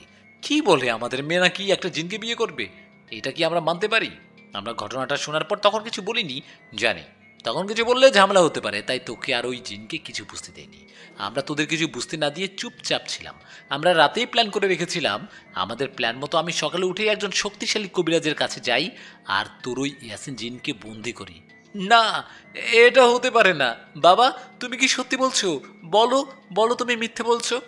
না, একটু মিথ্যা না। তোর ইয়াসিন জিন এখন বোতল বন্দি, আর তুই ওকে চাইলেও ফিরিয়ে নিয়ে আসতে পারবি না, কারণ কবিরাজ ওকে বন্দি করে সেই বোতলটা নদীতে ফেলে দিয়েছে। বাবার মুখে কথাটা শুনে নয়নতারা বেহুশ হয়ে যায়। ওর জন্য হুঁশ ফেরে তখনও কান্না করতে করতে ওর মাকে বলে, তোমরা এটা কেন করলে? তোমরা আমার সাথে বেইমানি করতে পারলা? ইয়াসিন, তুমি কোথায়? কথাটা বলে অঝরে কাঁদতে লাগলেন নয়নতারা। ওর কান্নায় ওর মা সান্ত্বনা দিতে আসলে নয়নতারা বলে, চলে যাও আমার কাছ থেকে, তোমরা আমার মা বাবা না, আমার ইয়াসিনকে ফিরিয়ে দাও। কিন্তু ইয়াসিন তো বন্দি, ওকে আর ফিরিয়ে আনা যাবে না। ইয়াসিনকে হারিয়ে নয়নতারা সব সময় কান্না করতে থাকে। নয়নতারা মনে করে একদিন না একদিন ওর জিন ওর কাছে ফিরে আসবে, এই আশাতেও দিন কাটাতে থাকে। এভাবে কেটে যায় কয়েকটা দিন। কয়েকদিন পর নয়নতারার মা বাবা নয়নতারাকে বিয়ের কথা বললে নয়নতারা কোনোভাবেই রাজি হয় না। নয়নতারা রাজি না হওয়ায় ওরাও আর বিয়ে দিতে পারে না। এভাবে কেটে যায় এক এক করে 2টি বছর। এই 2 বছরে নয়নতারা ইয়াসিন জিনের অপেক্ষা করছিলেন। এখানে আরেকটা কথা বলে রাখি, এই 2 বছরের মাঝে নয়নতারার বাবা কোনো এক কারণে স্ট্রোক করে প্যারালাইজ হয়ে যায়।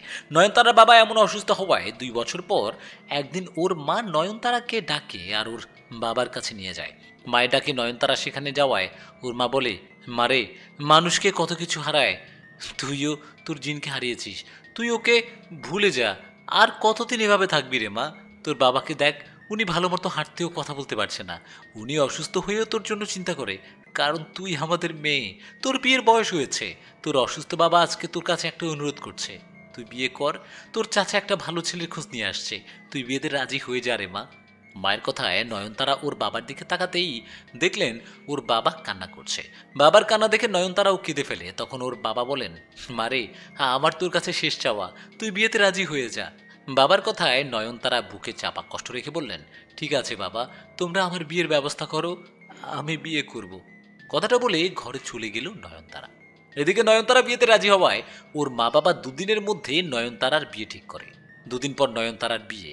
বিয়ের দিন নয়নতারা ঘরে বসে কান্না করতে থাকে। এমন সময় ওর মা এসে বলে, মারে, আমি জানি তুই কেন কান্না করছিস, তোর ইয়াসিন জিনের কথা মনে পড়ছে তাই না? একটু পর তোর বিয়ে। আজকে তোকে মিথ্যা বলতে চাই না, তোকে একটা সত্যি কথা বলি, তুই ইয়াসিনকে একবারে ভুলে যা রে মা। ওর আশায় থাকিস না, কারণ ইয়াসিন জিন বেঁচে নেই, ওকে সেদিনই মেরে ফেলেছে কবিরাজ। আমরা তোকে বলছি না ওকে বোতল বন্দি করছে, আসলে তা না, ওকে সেদিনই মেরে ফেলা হয়েছে। মায়ের মুখে কথাটা শুনে নয়নতারা চিৎকার করে কান্না করতে লাগলেন। এতদিন তাও আশা ছিল কোনো একদিন ফিরে আসবে, কিন্তু এখন সেই আশাটাও মরে গেল। ইয়াসিন তাহলে মারা গেছে, এটা ভেবে নয়নতারা অনেক কান্না করতে থাকে।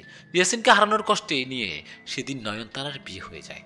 নয়নতারার বিয়ের পরও ইয়াসিন জিনের কথা সব সময় মনে পড়ে। জিনের মায়া যেন কোনোভাবে ছাড়ে না। নয়নতারার বিয়ের 1 বছরের মাঝে ওর বাবা মারা যায়। বাবাকে হারিয়ে নয়নতারা আরও ভেঙে পড়ে। এভাবে কষ্টের মাঝে কাটতে থাকে দিন। এভাবে কেটে যায় আরও কয়েকটা বছর।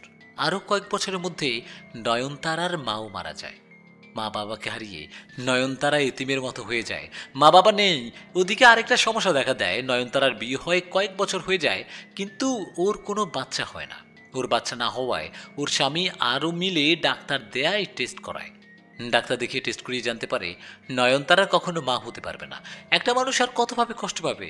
ভালোবাসার মানুষকে হারিয়েছে, আপনজন মা বাবাকে হারিয়েছে, সবাইকে হারিয়ে কষ্টের মাঝে স্বামীর সাথে সংসার করছে, সেটাও বুঝি আর করা হয় না। নয়নতারা মা হতে না পারায় ওর স্বামীর সাথে ঝগড়া হতে থাকে। এভাবে 1 দিন 2 দিন, তারপর মাঝে মাঝে এভাবে ঝগড়া হবার পর দীর্ঘ 10 বছর সংসার করার পর নয়নতারার স্বামী নয়নতারাকে ডিভোর্স দেয়। নয়নতারার বাচ্চা হচ্ছিল না। বাচ্চা তো আর নিজের কাছে না, আল্লাহ না দিলে কিভাবে হবে বলেন? ছেলে কিংবা মেয়ে কারো বাচ্চা না হলে তার সমস্যা থাকলে সেই কারণে তাকে ডিভোর্স দেওয়া ঠিক না। সব হারিয়ে নয়নতারা চেয়েছিল স্বামীর সাথে সংসার করতে, কিন্তু সেটা হচ্ছে আর হলো না। নয়নতারা ডিভোর্স হওয়ার পরও বাড়িতে চলে আসে। বাড়িতে এসে ও একা একা থাকতে শুরু করে। কয়েক বছর আগে এই বাড়িতে মা বাবা ছিল, ইয়াসিন জিন ছিল, আজ কেউ নেই। একাকিত্ব কষ্ট যেন নয়নতারার পিছু ছাড়ছিল না। এভাবে কষ্টের মাঝে কেটে গেল কয়েকটা দিন। একদিন হঠাৎ নয়নতারার কাছে একজন লোক আসে। নয়নতারা তখন মা বাবার কবরের পাশে একটা ফাঁকা জায়গায় বসেছিল। সেই লোকটা এসে বলে, আসসালামু আলাইকুম, কেমন আছেন? আপনি কি নয়নতারা? উনার কথায় নয়নতারা বলেন, ওয়ালাইকুম আসসালাম, হ্যাঁ আমি নয়নতারা, আপনি কে? তখন সেই লোকটা বলেন, আমার বাড়ি পাশের গ্রামে। আসলে আমি আপনার বিষয় শুনেছি, আপনার নাকি ডিভোর্স হয়েছে। সত্যি বলতে আমারও ডিভোর্স হয়েছে। আপনি একা থাকেন শুনলাম, তাই ভাবলাম সরাসরি আপনার সাথে কথা বলি। আপনি রাজি থাকলে আমি আপনাকে বিয়ে করতে চাই। ওনার কথায় নয়নতারা বললেন, আমি তো আর ঠিক কোনোভাবে বিয়ে করব না, আমার ডিভোর্স হয়েছে ঠিক আছে, কিন্তু আমি আর বিয়ে করব না, আপনি চলে যান। তখন লোকটা বলেন, দেখুন না, একটু ভেবে, আমি আপনাকে অনেক সুখে রাখবো, ভালোবাসবো। নয়নতারা বলল, আমার কপালে ভালোবাসার সুখ এসব নেই, দয়া করে আপনি চলে যান, আমি বিয়ে করব না। তখন সেই লোকটা বলে, আমার দিকে তাকিয়ে কথা বলুন, ওভাবে অন্যদিকে ঘুরে আমার সাথে কথা বলছেন কেন? তখন নয়নতারা বলে, আপনি অচেনা কেউ, আপনার দিকে ঘুরে কথা বলবো কেন? তখন উনি বলেন, একবার তো তাকান আমার দিকে। ওনার জোড়াজুড়িতে নয়নতারা ওনার দিকে তাকিয়ে একটা চিৎকার দিয়ে ওনাকে গিয়ে জড়িয়ে ধরে, কারণ উনি আর কেউ ছিল না, উনি হলেন ইয়াসিন জিন। নয়নতারা ইয়াসিন জিনকে জড়িয়ে ধরে কান্না করতে করতে বলে, ইয়াসিন তুমি, এটা কি সত্যি না মিথ্যা? তুমি কিভাবে, তুমি তো মারা গেছো, মারা যাবার পর কিভাবে ফিরে আসলে? নয়নতারার কথায় ইয়াসিন জিন বললেন, শান্ত হও নয়নতারা, আমি মারা যাইনি, আমি তোমাকে সব ঘটনা খুলে বলছি। যেদিন আমাকে তোমার মা বাবার সাথে পরিচয় করিয়ে দাও, সেদিন ওরা বলছিল তোমার আমার বিয়ে দিবে। কথাটা কিন্তু ওরা এমনি এমনি বলছিল, মন থেকে না। সেই ঘটনার পরের দিন সকালে আমাকে বন্দি করতে বা মেরে ফেলতে ওরা একজন কবিরাজের কাছে যাবে। এমন সময় আমি সব বুঝে ওনাদের সামনে এসে দাঁড়াই আর বলি, আপনারা এটা কি করছেন? কাল রাতে না বললেন আজ আমাদের বিয়ে দিবেন? তাহলে এসব কি? আমার কথায় তোমার মা বাবা অনেকটা রেগে যান আর বলেন, এটা কোনোদিন সম্ভব না, আমরা বেঁচে থাকতে আমাদের মেয়েকে একটা জিনের সাথে বিয়ে দিব না, আমরা তোমার বন্দি করে মেরে ফেলবো, সামনে থেকে সরো। ওনাদের কথায় আমি কান্না করে ফেলি আর বলি, তার আর দরকার হবে না, আমি এতটাও খারাপ নই যে জোর করে করবো সব কিছু, আমাকে বন্দি করিয়েন না, আমি আপনাদের মেয়ের জীবন থেকে চলে যাচ্ছি, আজ থেকে আমি ওর কাছে মৃত। আমার কথায় ওরা বলে, ঠিক আছে, তোমার কথায় তোমাকে একটা সুযোগ দিলাম, তুমি আজকেই আমাদের এখান থেকে চলে যাও, আমরা আমাদের মেয়ের বিয়ে দিব, তুমি আর কখনো আসবে না। সেদিন তোমার মা বাবার কথায় তোমাকে ছেড়ে চলে যাই, কিন্তু বিশ্বাস করো আমি তোমাকে একদম ছেড়ে যাইনি, আমি অদৃশ্যভাবে তোমাকে দেখতাম, আশেপাশে থাকতাম। আজ এত বছর পর যখন দেখলাম তুমি সব হারিয়ে একা হয়ে গেছো, তখন আবার তোমার জীবনে ফিরে আসলাম। ভালোবাসার মানুষ একা কষ্ট পেয়ে ধুকে ধুকে মরবে, এটা কি দেখতে পারি? জিনের কথায় নয়নতারা কাঁদতে কাঁদতে বলল, এত সব ঘটে গেছে আর আমি একটুও জানি না, তুমি আমাকে ছেড়ে আর যাবে না তো? তখন জিন বলে, না যাব না, মন থেকে কাউকে ভালোবাসলে সেটা ভোলা যায় না, সত্যিকারের ভালোবাসা কখনো কমে না, তোমার প্রতি ভালোবাসা আমার একটুও কমেনি, আগের মতোই রয়ে গেছে, চলো বাড়িতে চলো, এখন থেকে তোমার জিন তোমাকে ছেড়ে কোথাও যাবে না। নয়নতারা ও ইয়াসিন জিন দুজন দুজনকে ফিরে পাবার আনন্দের মাঝে গল্পটা এখানেই শেষ করলাম। গল্পটা সবার কেমন লেগেছে জানাবেন কমেন্ট করে। আপনারা গল্পগুলো শুনে আমাকে বাস্তব কিছু ঘটনা পাঠিয়ে দেন, তেমনি দু একটা সুন্দর বাস্তব ঘটনার মধ্যে দিয়ে শেষ করবো আজকের এপিসোড। তো চলুন কথা না বাড়িয়ে শুরু করি বাস্তব ঘটনা। আমার নাম নূরা, আমার বাড়ি বরিশালে। আমার সাথে ঘটনাটা ঘটে 2025 সালের জানুয়ারি মাসের 8 তারিখে। বাড়ি আমার গ্রামে, তাই বাড়ি মাসে ধান ক্ষেত ছিল পাশেই, আর বাড়ি পিছনে ছিল একটা বাগান, ধান ক্ষেতের সাইডে ছিল একটা কবরস্থান। সবাই বলতো ওইখানে নাকি যাওয়া নিষেধ, তাই আমার মা ওইখানে যে মানা করতো। তো একদিন, ওই দিন আমার মনটা খুব খারাপ। তার আগে বলি, আমার জিন জাতি খুব পছন্দ করতাম, তাদের সাথে প্রেম করার আমার খুব শখ ছিল, কিন্তু ভাগ্য জুটবে কিনা তা জানি না। সেদিন মন খারাপ করে আমি বাইরে বসে বসে কান্না করছিলাম। মার বকা শুনে, যেহেতু বরিশালে আমি তখন নতুন গিয়েছিলাম, সেহেতু ওইখানে আমার কোনো বান্ধবী ছিল না, একাই সবসময় ঘুরে বেড়াইতাম। ওই দিন মনটা খারাপ ছিল, আবার তার মধ্যে আশেপাশে সান্ত্বনা দেওয়ার মতো কেউ ছিল না, তাই আরও মনটা খারাপ হয়ে গেল। এভাবে চলতে থাকলো আবার দিন। একদিন গোসল খুলে চুল ছেড়ে ওই কবরস্থানে যাই। আমি ভুলে গিয়েছিলাম ওইখানে যে যাওয়া যায় না, কবরের সামনে গিয়ে দাঁড়িয়ে আছি, এসবের মাঝে মনেই নেই আমার বাড়ি যে যেতে হবে। যাই হোক, ওইখানে দাঁড়িয়ে থাকতে থাকতে হঠাৎ একটা ঠান্ডা শীতল বাতাস আমার কপালের চুলগুলো সরিয়ে দিল। ব্যাপারটা নর্মাল ছিলাম। এরপর বাড়ি আসি, এসে আবারও মায়ের বকা শুনি। ওই কবরস্থান যাওয়ার জন্য এমনিতে কিছু ভালো লাগে না, তার মধ্যে মায়ের বকা, ধুর। এরপর ঘরে যাই, আমি গিয়ে আর কিছুই খাই না, মায়ের উপর রাগ করে না খেয়ে ফোনে গান শুনতে থাকি। এর মাঝে হঠাৎ করে আমি যে গানটা শুনতেছিলাম গানটা বন্ধ হয়ে গেল। এটাতেও পাত্তা দিই না, না হয় আমি ভাবি আমার হাত লেগে বন্ধ হয়ে গেছে। যাই হোক, দিনটা না খেয়েই চলে যায়। মা অনেকবার খেতে বলছিল, খাই নাই, রাগ করে। আমার আবার একটা বদ অভ্যাস আছে, কারো উপর রাগ করলে কিছু খাই না যতক্ষণ না সেই রাগটা আমার ভাঙাবে। যাই হোক, রাত হলো, রাত তখন 12:33 বাজে। ঘুমাই নাই, খিদাও লাগছে। মা পাশের রুমে ঘুমাচ্ছে। এখন যদি বলতে যাই আম্মু খিদা লাগছে, তাহলে তো মায়ের খেতে হবে। তাই চুপচাপ রান্নাঘরে গিয়ে দেখতে থাকলাম কি আছে। ভাগ্যটাই খারাপ, রান্নাঘরে কিচ্ছু নাই। এখানে অদ্ভুত একটা ঘটনা ঘটে। রান্নাঘর থেকে যখন আমি বের হতে যাই, তখন দেখি আমার রুমে থেকে কে যেন বের হলো। যখন ওই দিকে তাকায় সে থেমে যায়। আমি চোর ভেবে দৌড় দেই এটা দেখার জন্য কে ওইটা। ফোনে তো আবার ঘরেই আছে। দৌড়ে গিয়ে দেখি কেউ নাই, কিন্তু কিছু খাবার বিছানার উপরে কে যেন রেখে গেছে। আমি দেখে খুশি হয়েছিলাম, কিন্তু ভয় লাগে যদি কিডন্যাপার হয়, মিছে মিছে খাবার দিয়ে গিয়ে আবার আমাকে মারার চেষ্টা করছে না তো। একটু ভেবে তারপর বিছানার সামনে গেলাম। প্রচণ্ড খিদা লাগছে, এত কিছু ভাবার সময় নাই। খাবারটা খেতে শুরু করলাম। খেতে খেতে দেখি আমার দরজার পাশে কে যেন আমার দিকে তাকিয়ে আছে। আমি প্রশ্ন করি, কে ওইখানে? উত্তর আসে না। যাই হোক, খাইলেই হয়, এত ভাবার কি আছে, কে আসার আসুক। এভাবে পুরো খাবারটা খেয়ে ফেলি। খাওয়া দাওয়া শেষ করে বিছানায় গিয়ে শুয়ে পড়ি আর ভাবতে থাকি কে এত দরদ করে আমাকে খাবার দিয়ে গেল। ভাবতে ভাবতে কখন যে ঘুমিয়ে পড়েছি মনে নেই। ঘুম ভেঙেছে 12টার সময়। মাও আমাকে ডাকে নাই, কারণ মা জানে আমি খুব রাত করে ঘুমাই। এবার উঠে মাকে রান্নায় সাহায্য করতে যাই। এবার মা খাবারের সেই প্যাকেটটা দেখে আমাকে বলছে, তুই কি রাতে কোনো কিছু অর্ডার করছিলি? মাথার উপর ঘুরপাক খাচ্ছে। এবার কি বলি? বললে তো আবার আম্মু বিশ্বাস করবে না। কথাটা ঘুরানোর জন্য বললাম, না তো, টাকা কই পাবো? কে না খেয়ে খেয়ে এখানে ফেলায় থুয়ে গেছে। মাও আর কিছু বললো না। গোসল করে খাবার খেয়ে নেই। এইভাবে দিন যায়। আমার এত কয়েকদিনে কিছু ফিল করি নাই। একদিন রাতে আম্মুর সাথে রাগ করে ঘরের জানালার কাছে গিয়ে কান্না করতেছিলাম। হঠাৎ শেষ আলতো ঠান্ডা শীতল বাতাসটা আবারও আমার কপালের চুল সরিয়ে দেয়। এই বাতাসটা আমার শরীরের আর কোথাও লাগলো না, যেন একটা ফু কেউ কপালে দিয়েছে। জিনিসটাতে পাত্তা দেই বিছানায় বসে আছি আর ফোন দেখছি। এরই মাঝে কেউ যেন আমায় ডাকে, নুরা। একটা ছেলের কণ্ঠ। ওই ঘরে তো বাবা দিব্যি নাক ডেকে ঘুমাচ্ছে। আম্মু তো নাকে ডাকলো, আম্মু তো ডাকেনি। আমায় ভয় পেয়ে যাই। আমায় যে কেউ ডাকছে এটা স্পষ্ট শুনতে পাইছি। ভয়ে আমার শরীর কাঁপছে। পিছন থেকে কে যেন আমার হাতটা ধরে। আমি ভয়ে কাঁকিয়ে উঠি। আমার শরীর অনবরত কাঁপছে। পিছন তাকিয়ে দেখি আম্মু। আম্মু আমাকে দুহাতে জড়িয়ে দেয় আর বলে, আরে আরে ভয় পাচ্ছিস কেন? আমি কখন থেকে তোকে ডাকছি, শুনছিস না কেন? আর এখনো ঘুমাস নাই কেন? আমি আর কিছু না বলে ভেবে নিয়েছি এটা আম্মু। সে রাতে মনে হচ্ছিল আমার রুমে কেউ হাঁটারি করছে। আবার মাথায় হাত বুলিয়ে দেয়। মাঝে মাঝে আমার নাম ধরে ডাকেও। তো সকালে উঠে আম্মুকে বললাম, বকা দিয়ে আবার দরদ দেখাচ্ছ তাই না? মা একটু অবাক হয় আর বলে, কি করলাম? আমি বললাম, কালকে রাতে বারবার আমার ঘরে গিয়েছিলা কেন? মা বলেন, না তো, আমি তো যাই নাই। কেন, কি হয়েছে আম্মু? আম্মুর মুখে এ কথা শুনে ভয়টা আরও বেশি পেয়ে গেলাম। আদৌ কি কালকে রাতে আমার ঘরে কেউ দেখছিল? যাই হোক, মনের ভুল ভেবে উড়িয়ে দেই। এবার সময়টা ছিল ফেব্রুয়ারি মাস। ফেব্রুয়ারি মাসে নাকি কিছু ডে আছে, আমি এসব পালন করি না, তাই জানিও না। একদিন দেখি আমার ঘরে টেবিলের উপর কি যেন গোলাপ ফুল আর সাথে 2টা চকলেট থুয়ে গেছে। এবার সব মিলিয়ে কেন জানি আমার সন্দেহ হচ্ছে এসব কি হচ্ছে আমার সাথে। কে এসব করছে? গোলাপ ফুলটা টেবিলের উপর রেখে চকলেট 2টা আম্মুর কাছে নিয়ে যাই আর আম্মুকে বলি, আম্মু তুমি কি আমাকে এই চকলেটগুলো দিয়েছো? আম্মু কথার জবাবে বলে, হ্যাঁ, তোমার ভালো লাগছে। মায়ের কথাগুলো মাথার উপর দিয়ে যায়, কারণ মা তো আমার সাথে এইভাবে কথা বলে না। যাই হোক, এটা মা দিয়েছে ভেবে খেয়ে ফেলি।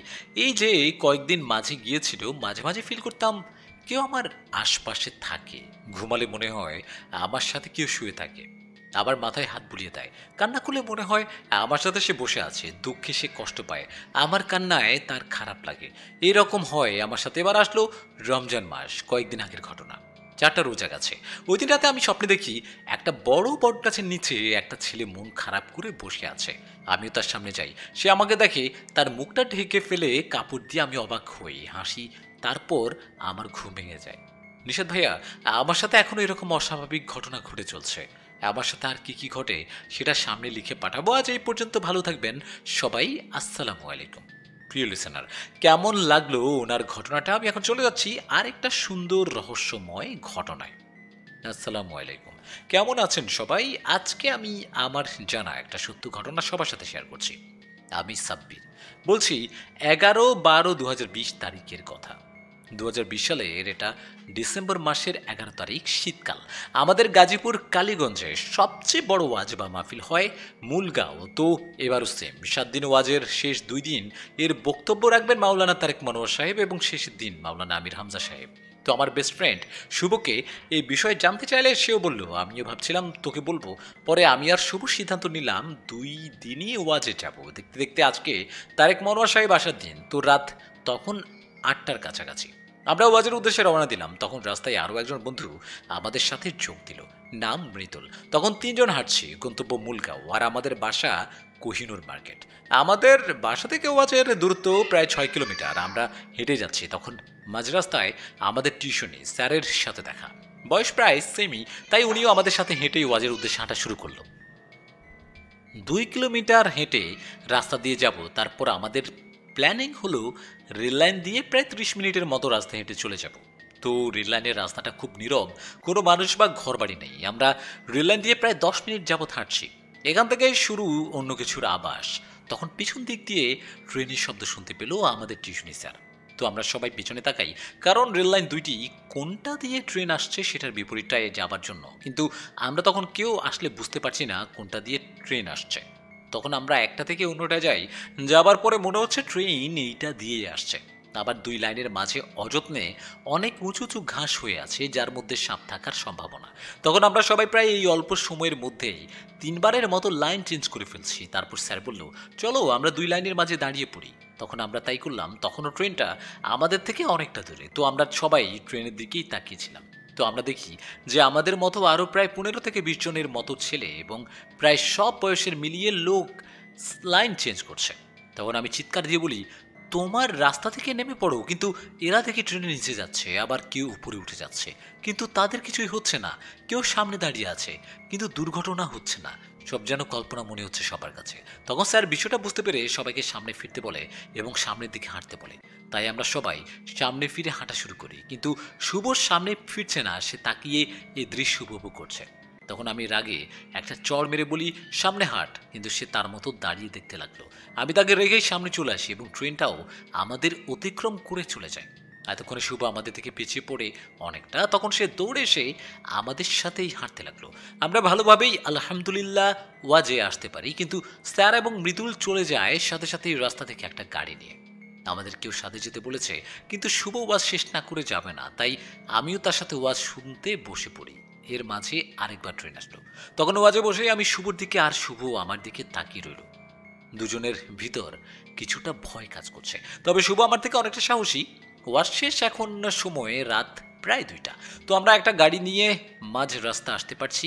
এরপর আর গাড়ি যাবে না। এখন আমাদের আবার প্রায় 30 মিনিটের রাস্তা হাঁটতে হবে। আমি আর শুভ কথা বলে হাঁটছি। তো শুভর বাড়ি কোহিনুর মার্কেট বাজারেই, আর আমার বাসাটা বাজারের আগে প্রায় 5 মিনিট ভিতরের রাস্তায়। একা যেতে হবে। আর শুভ আমাকে দিয়ে আসলে শুভর প্রায় 7 মিনিটের রাস্তা একা হেঁটে আবার বাসায় আসতে হবে। কিন্তু আমার ভিতর প্রচুর ভয় কাজ করছে। তাই আমি শুভকে বলি আমায় বাসায় দিয়ে আসতে বা আমাদের বাসায় আজকে থেকে যেতে, কিন্তু শুভ রাজি হয় না। পরে অনেকবার বলার পর রাজি হলো সে আমার বাসায় পর্যন্ত দিয়ে আসবে। পরদিন সকাল সকাল তার সাথে দেখা করলাম। তখন সে বলল, আমায় বাসায় দিয়ে আসার সময় যখন আমাদের মাঝে দূরত্ব হয়ে গেল, তখন শুভকে পিছন থেকে ডাকছিল, কিন্তু সে পিছনে তাকালো না। পরে নাকি তার কাঁধে হাত রেখে পিছনে ডাকছিল, বাট সে তাও তাকালো না। সে কোনো মতে বাসায় পৌঁছায়। আজকে আমির হামজা সাহেব আসবে। গতকালকের এত কাহিনীর পরে যেতে মন চাচ্ছে না, তাও গেলাম। আজকে গাড়ি দিয়ে একবারে ওয়াজের মাঠে চলে আসি। আজকে আবার আমির হামজা সাহেবের হাতে একজন হিন্দু ধর্মের ভাই মুসলিম হয়েছে। খুব ভালো লাগলো বিষয়টা। এখন বাসায় আসার সময় একটা গাড়ি নিয়ে আজকেও ওইটুকু রাস্তা আসতে পারছি। পরে 2জন হাঁটছি। তো আমাদের পাশের গ্রামে আসার পর একটা ব্রিজ পড়ে। এখান থেকে আজকে আবার শুরু। শুভর একটা মোবাইল ছিল স্যামসাং J2 মডেলের, চার্জ ছিল 80%-এর মতো। ব্রিজ থেকে নামার পরেই সামনে একটা বিড়াল শুভ সাইড দিয়ে যাবার চেষ্টা করলো, কিন্তু বিড়ালটাও আবারও সামনে সরছেই না। তখন দুজনেই ভয় পেয়ে যায়। শুভ তখন মোটামুটি জোরে আল্লাহু আকবার বলে, সাথে সাথেই বিড়ালটি নাই হয়ে যায়। বিষয়টা দেখে দুজন আতঙ্কে পড়ে যায়। তো আমরা হাঁটছি, সামনের মোড়ে যেতেই আবার বিড়ালটি, তখন শুভ তার মোবাইলটার ফ্ল্যাশ জ্বালিয়ে বিড়ালটাকে ভালো করে দেখতে গেল, কিন্তু ফ্ল্যাশে চাপ দেওয়ার সাথে সাথেই শুভর মোবাইল অফ হয়ে গেল। তখন দুইজন দোয়া পড়তে পড়তে বাসায় চলে আসি। পরে মোবাইলটা আর চালু হয় নাই কখনো। তবে আমরা আলহামদুলিল্লাহ ভালোই আছি। আজকে প্রায় ৩ বছর পর আমাদের সাথে ঘটে যাওয়া ঘটনাটা দেখলাম, তারিখ 25/11/2023। ঘটনাটা আপনাদের কেমন লাগলো জানাবেন। এই বলে উনি ঘটনাটা শেষ করেছেন। আমার কাছে ঘটনাটা কেমন লেগেছে জানাবেন কমেন্টে। আমি চলে যাচ্ছি এই এপিসোডের শেষ ঘটনায়। আসসালামু আলাইকুম নিশাদ ভাইয়া, কেমন আছেন? আশা করি ভালো আছেন। আমিও ভালো আছি। আমি আপনার গল্প ও অন্য পাঠানো ঘটনাগুলো পড়িও শুনি, ভালো লাগে। তাই আমার একটা সত্য ভয়ের ঘটনা লিখে পাঠালাম, ভালো লাগলে শেয়ার করবেন। 2007 সালের ঘটনা। তখন আমার মায়ের বিয়ে হয়। মোটামুটি ভালো যাচ্ছিল ওনাদের সংসার। আমার মায়ের বিয়ে হওয়ার পর 2008 সালের দিকে আমার আম্মুর গর্ভে সন্তান আসে। বাট সন্তান আসার 2-3 মাস হলেই নষ্ট হয়ে যেত। এরকম একবার দুবার না, 3-4 বারের রকমের ঘটনা। প্রায় 4-5টা বাচ্চা নষ্ট হওয়ায় আমার বাবা আমার মাকে অনেক কবিরাজ দেখায়, কিন্তু কোনো লাভ হয় না। তারপর আরেকটা ছেলে হয়, সন্তান মায়ের পেটে আসে আর আগেরগুলোর মতো সেটাও মারা যায়। এরকম করতে করতে আমার আম্মুর আর কোনো বাচ্চা হয় না। এগুলো কিভাবে কি হয় কেউ কিছু জানে না। কবিরাজের কাছে গেলে কবিরাজ বলে আমার মাকে জিনে ধরেছে বলে তাবিজ দেয়, কিন্তু কোনো লাভ হয় না। এভাবে চলতে চলতে একদিন আমার ছোট্ট 2টা চাচা ছিল, বয়স 8 বা 9 এমনটা হবে। একদিন গরুর মাংস কিনে আনছে, পরে যে ব্যাগে করে আনছে সেই ব্যাগ আমার আম্মু মুখের সামনে নাড়াচাড়া করায়, তখন আম্মু অদ্ভুত আচরণ শুরু করে। আম্মুর এমন আচরণে ওনাকে কবিরাজ কাছে নিয়ে যাওয়া হয়। আমার একটা নানু ছিল, তিনি কবিরাজি করতো, তার নাম ছিল জরিনা। সেই জরিনা নানু আম্মুর সাথে থাকা জিনটাকে অনেক কিছু করার পরেও ছাড়াতে পারে না। পরে এইভাবে দিন কাটতে থাকে। আম্মু নিজের ঘরে কিছু খেত না, কারণ যে জিনটা আম্মুকে ধরছে সে একজন হিন্দু সম্প্রদায় ছিল। তাই আম্মুকে অন্য হিন্দুদের ঘরের সব কিছু খেতে দিত, সে রান্না করে দিত, সেইগুলোই খেত। আবার প্রতিদিন সন্ধ্যায় একটা সাগরকলা, একটা 7 আপ, মোমবাতি, আগরবাতি এসব দিয়ে পুজো করতো। আম্মুকে সেই জিনটা কোনোভাবে ছাড়ে না। এরকম দিন যাচ্ছে। তারপর থেকে আমার আম্মু আর কোনো সন্তান হতো না। পরে অনেক কবিরাজ দেখানো, তাবিজ নেওয়ার পর আমি আমার আম্মুর গর্ভে আসলাম। আমি আমার আম্মুর গর্ভে আসার পর আগের বাচ্চাগুলোর মতো আমাকে খেয়ে ফেলতে চাইছিল, বাট পারে নাই। আল্লাহর রহমতে আমি দুনিয়ায় আসলাম। আমার জন্ম হবার পর আমাকে প্রায় সময় ঘরে দেখতো না। এরকম দিন যাচ্ছে। পরে আমার বয়স যখন 2 থেকে 3 মাস, তখন একদিন শেষ রাতে সেই জিনটা রাতে আমাকে নিয়ে যাচ্ছিল। আমি নিয়ে যাওয়ার সময় আজান হয়, আর তখন সেই জিনটা আমাকে আমাদের রুমের সামনে একটা ড্রেন ছিল, তার উপরে আমাকে রাখে। আমি কান্না করছি। ভাগ্য ভালো, আমাদের তখন একজন লোক ছিল, সে আবার রাতে ঘোরাফেরা করতো। আমার কান্না শুনে সে আমার এই দিকে আসে আর আমাকে দেখে আর বলে, এখানে তো একরামুলের মেয়ে ছাড়া আর কোনো বাচ্চা নেই। আমার আব্বুর নাম একরামুল। যাই হোক, তখন সে আমার এখানে এসে দেখে আমি এখানে পড়ে আছি। পরে আমাকে কোলে নিয়ে আমাদের ঘরে যাচ্ছে। আমাকে ঘরে নিয়ে গিয়ে দেখে আম্মু ঘরের দরজার অর্ধেক বাইরে পড়ে আছে, আব্বু তার পড়ে আছে। এমন অবস্থা দেখে উনি আব্বুকে ডাকে। পরে আব্বু উঠে দেখে এই অবস্থা। তারপরে সকালে কবিরাজের কাছে যাওয়া হয়। মা বাবা কবিরাজের কাছে গেলে কবিরাজ জিনটাকে হাজির করে। জিনটাকে হাজির করে ওকে বলে আমাদের পরিবারকে ছেড়ে চলে যেতে, কিন্তু জিনটা যেতে চায় না। পরে কবিরাজ জিনটাকে ভয় দেখালে জিনটা একটা মুরগির বিনিময়ে ছেড়ে যেতে রাজি হয়। জিনের কথা মতো ওকে একটা মুরগি দেয়ায় ও চলে যায়। তারপর থেকে তেমন সমস্যা হয় না। এখন আল্লাহর রহমতে ভালো আছি। জানি না ঘটনাটা সবার কেমন লেগেছে। আমি আমার দাদি ও মায়ের কাছে ঘটনাটা শুনেছি। বড় হবার পর ঘটনাটি গুছিয়ে লিখতে পেরেছি কিনা জানি না। সবাই ভালো থাকবেন। আসসালামু আলাইকুম। এই ঘটনার সাথে আমাদের আরেকজন বন্ধু, নাম অভি, সে একটি ছোট্ট ঘটনা পাঠিয়েছে। সে বলছিল তার ব্যক্তি জীবনে তার দেখা অদ্ভুত কিছু ঘটনার মধ্যে একটা অশরীরবৃত্তীয় ঘটনা ঘটেছে তার সাথে। অভি বলছিলেন তিনি যখন ক্লাস 7-এ পড়েন, তখন তার বাড়ির পাশেই একটা তেঁতুল গাছ ছিল। তেঁতুল গাছটি যখন বাতাস আসতো তখন নড়তো, কিন্তু আশেপাশে এমন হতো যে অনেকগুলো গাছ যখন ছিল, আম গাছ কিংবা অন্যান্য গাছগুলো, সেগুলো যখন নড়তো না, একদম স্থির, তখনও মাঝে মাঝে এমন হতো যে তেঁতুল গাছটির পাতাগুলো, ডালগুলো খুব নড়ছে জোরে জোরে। গাছের যেটা স্বভাবতই যেটা হয়, গাছের পাতাগুলো নড়লে একটা গাছের আশপাশের গাছগুলো তো নড়বে, কারণ বাতাস এসে সবগুলো গাছকে ছুঁয়ে যায়, নাড়িয়ে যায়, কিন্তু সেটা হয়নি। এরকম অবস্থা দেখে অভি ভাবতে থাকে যে এটা কেন হচ্ছে। অভি ভাবে এটা নিশ্চয়ই কোনো অন্যরকম ঘটনা হতে পারে। তো অভি এই ব্যাপারটা উপলব্ধি করার পর অভি তার বন্ধু রাশেদকে ঘটনাটা বলে। রাশেদ ঘটনাটা শোনার পর অবাক হয় এবং বলে, আমরা রাতে এসে দেখব যে এরকম কোনো কিছু আছে কিনা। যদি অশরীরী কোনো জিন ভূত প্রেতাত্মা থাকে তাহলে তো তারা আসবে উপরে এবং এরকম ঘটনা ঘটে কিনা। রাতে যখন এই ঘটনাটা তারা ভাবছিল এরকম কিছু করবে দেখবে, তখন তারা আসে এবং তখন দেখতে পায় পুরো গাছের মাথাটা, গাছের ডালগুলো ছড়িয়ে রাস্তার দিকে নামানো। তখন তারা সামনে এগোতে পারে না এবং আশেপাশে গাছগুলো থমকে দাঁড়ানো অবস্থায়। দূরের অদূরে মনে হচ্ছে লণ্ঠন হাতে কেউ একজন এগিয়ে আসছে। এরকম অবস্থায় দেখে তখন তারা ভয় চিৎকার দেয়। চিৎকার দেওয়ার পরে তখন তাদের বাসা থেকে লোক আসে এবং তাদেরকে তখন জ্ঞান হারা অবস্থায় পায়। সকালে উঠে যখন তারা ঘটনাটি সবাইকে বলে তখন হুজুর আসে এবং দোয়া কালাম পড়ে তাদেরকে তাবিজ দিয়ে এই জায়গা থেকে মুক্ত করে। অভি তার ঘটনাটি বিচ্ছিন্নভাবে পাঠিয়েছে। আমরা শেষের অংশে এই ছোট্ট ঘটনাটি আপনাদের সাথে শেয়ার করলাম। তো প্রিয় লিসেনার, কেমন লাগলো আজকের এপিসোডটি? আশা করছি ভালো লেগেছে। আজকে এখানেই বিদায় নিচ্ছি, দেখা হবে সামনের কোনো গল্পে। ততক্ষণ পর্যন্ত ভালো থাকবেন। আসসালামু আলাইকুম।